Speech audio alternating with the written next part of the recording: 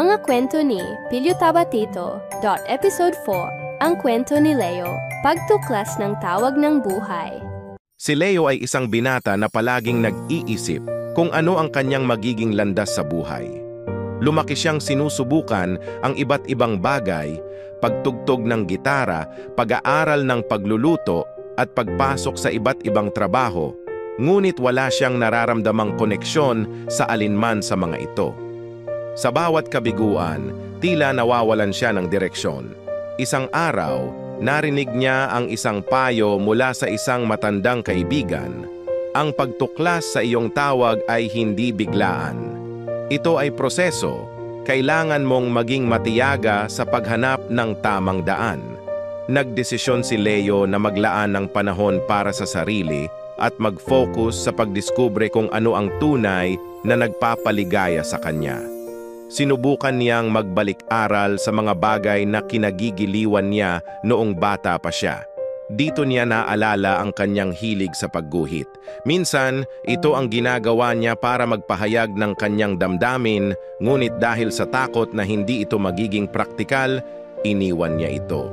Ngunit ngayon, nagpasya siyang muling yakapin ang pagguhit kahit bilang libangan lamang. Araw-araw, ginugol niya ang oras sa pagpipinta at paglilinya hanggang sa napansin niyang unti-unti siyang gumagaling.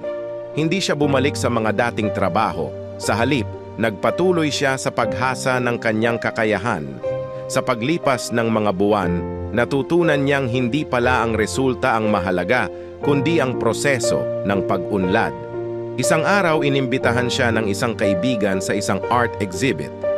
Sa exhibit na iyon, ipinakilala siya sa isang gallery owner na agad na napansin ang talento ni Leo.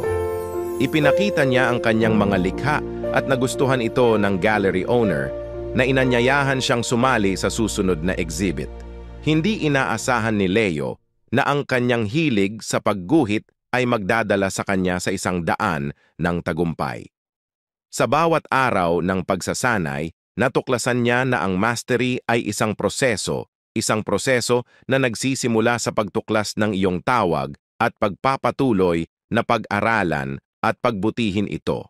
Sa huli, natutunan ni Leo na ang pagkakaroon ng tawag sa buhay ay hindi natutuklasan sa isang iglap.